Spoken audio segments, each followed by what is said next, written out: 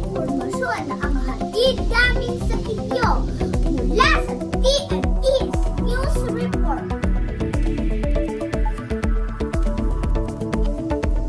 Katotohanan sa bawat habi ng balita. Ang hatid namin magandang araw po, Pilipinas. O si Mel Mami Itegen. Balita pa, News Report.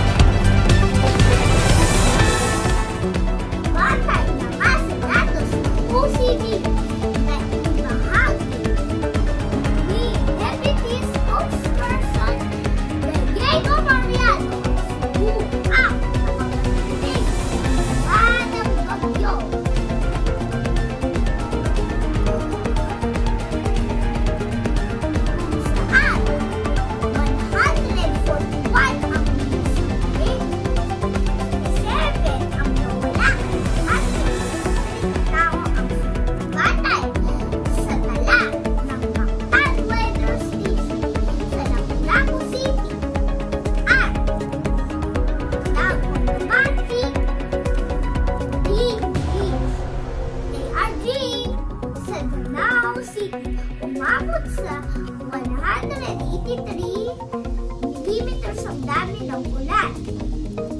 Mula sa alas 8 ng umaga noong November 3 hanggang alas 8 ng umaga ng November 4. Ang naitalang ulan sa Macatan ay halos isang buwan at kalahating halaga ng karaniwang ulan sa lugar. Patuloy na nagsasagawa ng search and rescue operations ang mga otoridad habang inasikaso ng mga lokal na pamahalaan ng ang relief operations para sa mga naapektuang pamilya sa lalawigan.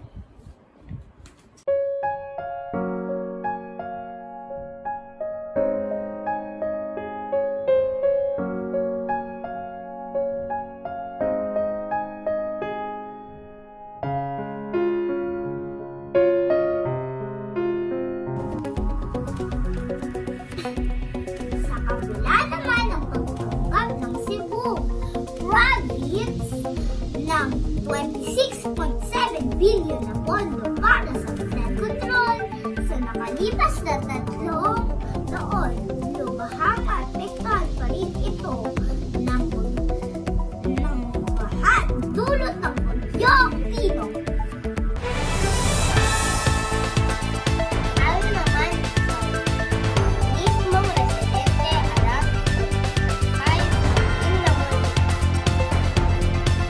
Sobrang lakas ng tubig, hindi ka makalabas. Ayon kay Ronaldo Vergara, 53 anyos, residente ng Mandaue City, na nagsasabing na nawasak ang lahat ng laman ng kaniyang maliit na tindahan matapos pumapaw ang kalapit na ilog. Tinawag naman ni Governor Pamela Mariccuatro ng Cebu ang sitwasyon. Pinakamatindi, walang kapantay at nakapipinsala. Wala pa akong naranasang ganito. Grabe talaga ang agos ng tubig ng ilog niya. Daing ng mga Cebuanos at bawat mamamayang Pilipino. Tulong at pagbabago para sa mas handa at mas magandang kinabukasan para sa bawat Pilipino. Alright. Now, in your Facebook page, you posted 26 billion pesos of flood control funds for Cebu.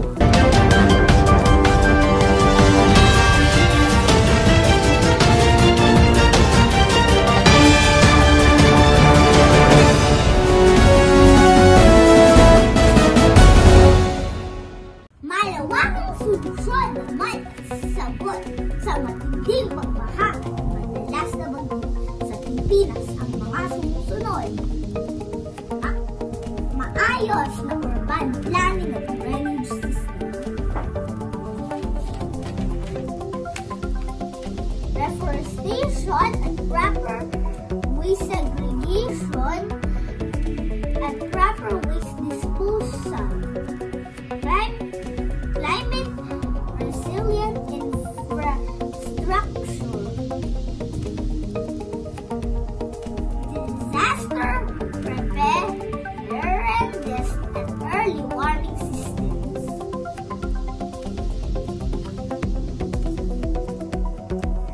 Disiplina at partisipasyon ng bawat mamamayan. Larong term national strategy.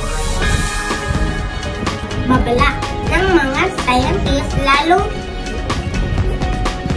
lumakas ang mga bagyo.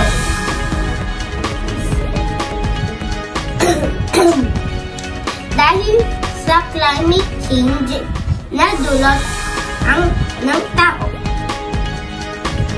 Dahil sa patuloy na pagmimina sa malawak sa Cebu.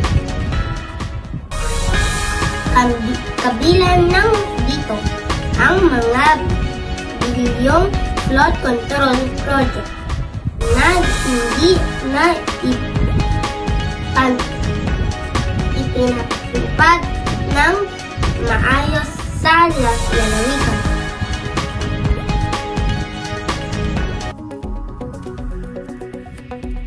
Dahil dito, muling isinailalim sa state of calamity ang Cebu province. Matatanda ang lalawigan ng Cebu ay nakaranas din netong nakaraan ng matinding paglindol at patuloy pa din nakakaranas ng mga aftershocks. Bago tuluyang lumabas ng Philippine Area of Responsibility pasado hating gabi ng Huwebes si Bagyong Tito. Kababayan, para po sa mga gustong magbahagi ng tulong, maaari po kayong magbigay sa pamamagitan ng Angat Buhay Foundation.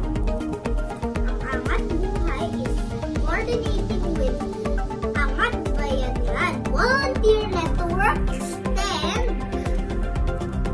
and Limited Assistance